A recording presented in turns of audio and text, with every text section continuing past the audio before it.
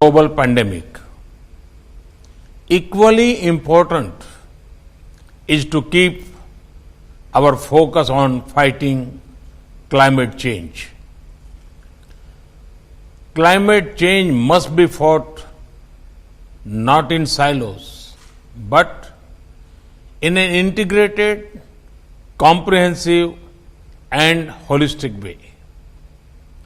Inspired by our traditional ethos of living in harmony with the environment and the commitment of my government, India has adopted low carbon and climate resilient development practices.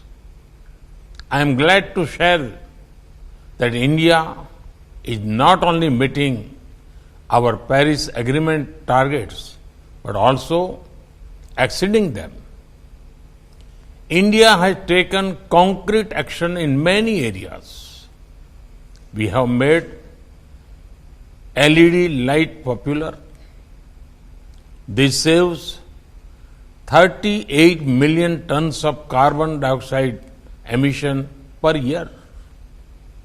Smoke-free kitchens have been provided to over 80 million households through our Ujjwala scheme. This is among the largest clean energy drives globally.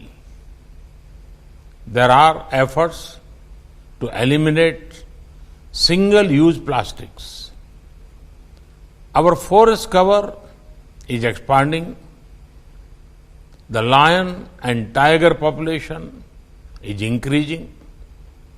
We aim to restore 26 million hectares of degraded land by 2030, and we are encouraging a circular economy.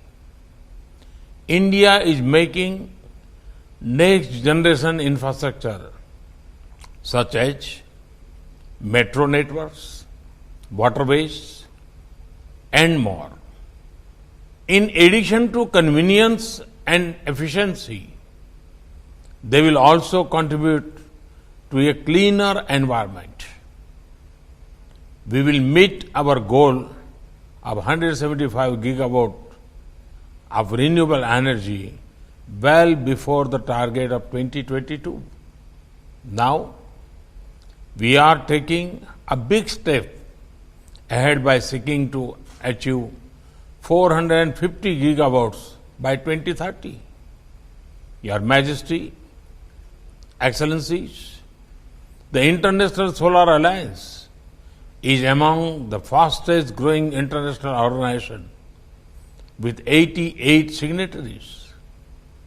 With plan to mobilize billions of dollars, train thousands of stakeholders, and promote research and development in renewable energy, the ISA will contribute to reducing carbon footprint.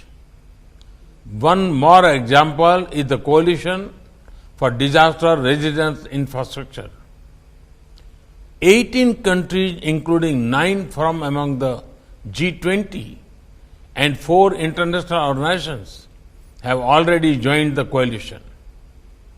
CDRI has started work on increasing resilience of critical infrastructure.